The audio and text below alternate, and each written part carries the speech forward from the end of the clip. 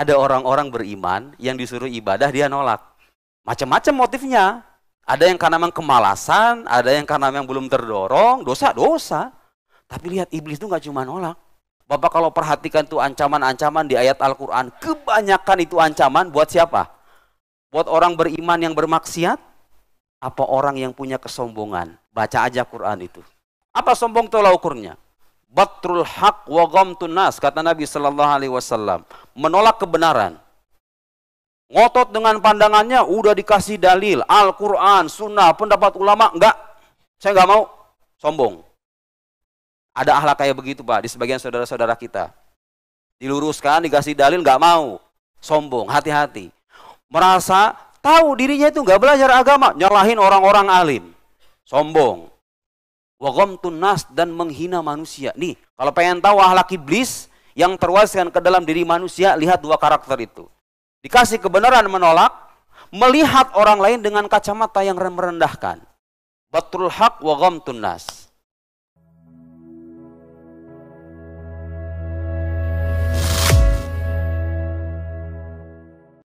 Kita sudah melewati masa lalu, semua kita pasti punya penyesalan, punya kesalahan, punya banyak kekurangan. Tapi kita semua direkatkan dengan satu tujuan yang sama. Satu motivasi yang sama, kita semua terlebur dalam identitas yang sama sebagai hamba Allah Subhanahu wa ta'ala. Bapak yang berprofesi sebagai pejabat, sebagai petani, saya sebagai ustadz, kalau sudah di hadapan Allah semuanya sama, semuanya melebur menjadi satu sebagai Abdullah, sebagai hamba Allah. Dan Allah Subhanahu wa ta'ala senantiasa membentangkan rahmatnya. Innallaha yabsutu yadahu bil-lail liyatuba musii'un nahar. Allah membentangkan rahmatnya, ampunannya di waktu malam agar orang-orang yang berdosa di siang hari bertobat. Juga kebalikannya, Allah membentangkan ampunannya di waktu siang, liyatuba musii'ul lail, supaya orang-orang yang berdosa di malam hari bertobat. Saudara-saudara sekalian, malam hari ini mari sama-sama kita renungkan, mari kita sama-sama ambil pelajaran berharga dari salah seorang ulama besar dalam sejarah Islam, Imam Ibn Atha'illah As-Sakandari dari Mesir, dari kota namanya Alexandria. Bahasa Arabnya Alexandria itu Iskandaria. Imam Ibn Atha'illah As-Sakandari ulama besar dalam tradisi ilmu tasawuf. Ilmu yang oleh sebagian orang sering dibid'ah-bid'ahkan, Bu. Sering dianggap sesat, sering dianggap berisikan khurafat. Padahal kalau kita membaca penjelasan para ahlinya, ilmu tasawuf itu adalah salah satu ilmu yang sangat penting dalam bangunan keilmuan Islam karena dia mengoreksi sisi terpenting dalam diri manusia, yaitu batin. Bapak menyaksikan sekarang, bukan cuma sekarang, sejak berabad-abad yang lalu, sepanjang sejarah umat manusia, kita menjumpai orang-orang yang punya intelektualitas, bisa membangun peradaban dan kemajuan, tapi manakala sisi rohaninya kering, ilmu itu hanya berbuah kesombongan dan kerusakan, betul? Tidak usah jauh-jauh menatap, tetap saja negeri kita, apalagi negeri orang-orang barat sana. Barat itu lebih maju ketimbang orang Islam. Oke. Dari sisi apa? Tapi ada sisi kemiskinan di negara mereka. Kemiskinan secara spiritual. Ilmu tasawuf itu datang untuk melengkapi dan memenuhi kebutuhan rohani kita. Ada orang sholat, sudah menjadi muslim. Sholat, puasa, menjalankan rukun Islam, haji berkali-kali, lisannya nggak bisa dijaga. Kerjaannya ngomongin orang. Dikasih ujian sedikit, mengeluh. Banyak. Dan saya bukan bagian dari para wali yang punya kesucian batin itu. Tapi kita harus sama-sama belajar. Ini ilmu datang, ulama-ulama seperti Imam Ibn Atha'illah itu datang, supaya kita mengetuk batin kita masing-masing. Karena kalau kita berharap, Bapak Ibu sekalian, berharap menyongsong kehidupan yang jauh lebih baik, mustahil orang bisa mencapai kebaikan itu kalau dia tidak memperbaiki dirinya sendiri. Mustahil, mustahil. Beragama itu bukan hanya sebatas ritual, tapi juga penting memerhatikan spiritual. Justru di balik semua ritual yang diwajibkan sama agama, dari mulai sholat, puasa, dan lain-lain itu, tujuan akhirnya adalah supaya hati kita bersih. Kalau hati kita sudah bersih, kita bisa dekat dengan Allah Subhanahu wa Ta'ala. Tujuan akhirnya begitu. Jadi kalau ada orang beragama memperbanyak ritual, tapi dia melupakan sisi batinnya, melupakan bagaimana caranya seharusnya mengoreksi cara bicaranya, cara dia menyikapi masalah hidup, cara menjernihkan sisi kebatinannya, maka dia sudah salah dalam memahami agama. Bagaimana yang benar? Islam itu datang dengan 3 ajaran pokok. Ada Islam, ada iman, ada ihsan. Seperti yang kita kenal dengan hadis Jibril, yang kita baca dalam hadis Jibril. Malaikat Jibril menyerupakan diri sebagai seorang laki-laki datang ke Nabi, bertanya, mal Islam? Dijawab, Islam itu mendirikan salat dan seterusnya. Apa itu iman? Antumina billahi wa malaikatihi wa kutubihi ila akhirih. Beriman kepada Allah, malaikat, kitab suci dan lain-lain. Mal ihsan, ihsan itu kalau Islam yang menyangkut perbuatan mukallafin, ya, itu dibahas oleh ilmu fikih namanya. Menjelaskan tata cara sholat, tata cara puasa, tata cara berzakat, tata cara haji dan lain-lain. Kalau iman itu dibahas oleh ilmu namanya ilmu akidah, ilmu tauhid, atau ilmu kalam bisa juga.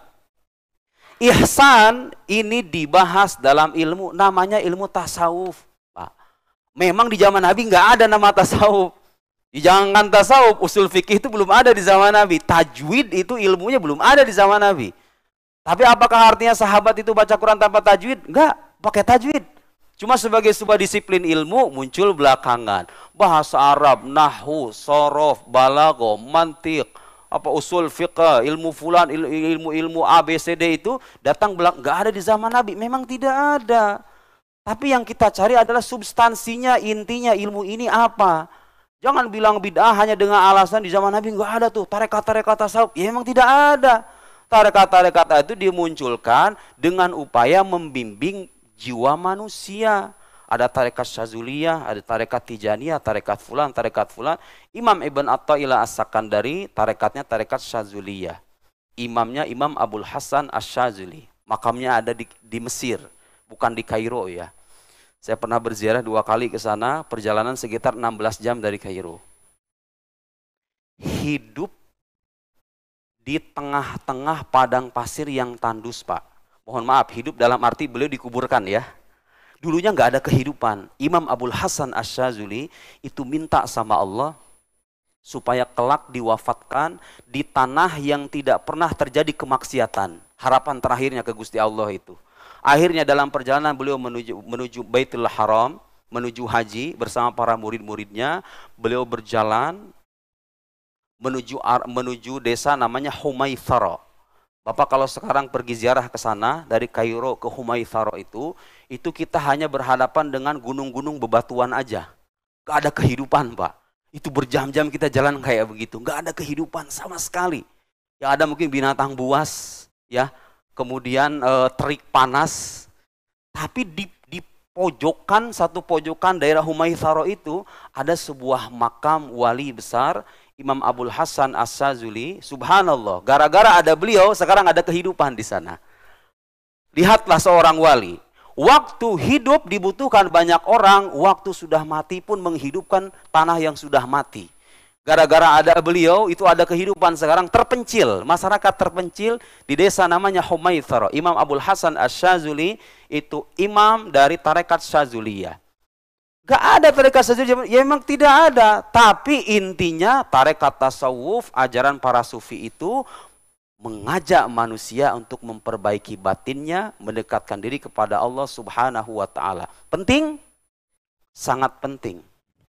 Saya akan buktikan sekarang di mana pentingnya kita mempelajari ilmu semacam ini. Dan rata-rata, Pak, subhanallah, anehnya itu orang-orang yang suka membid'ahkan tasawuf, itu rata-rata orang yang suka membid'ahkan sesama muslim, betul gak?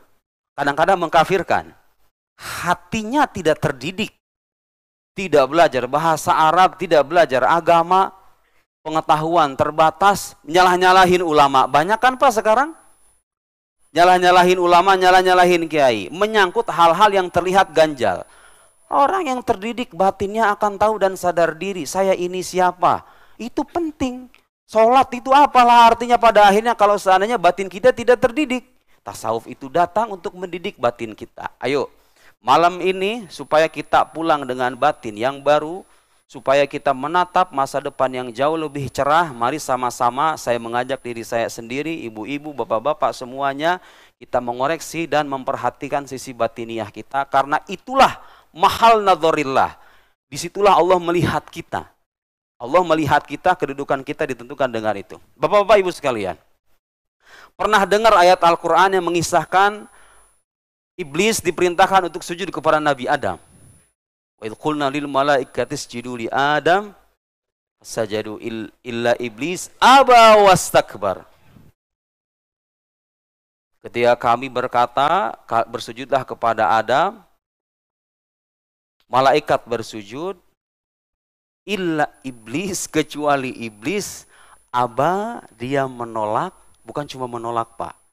Sekarang kita menyaksikan kan orang muslim diperintahkan sholat, nolak untuk sholat, betul nggak?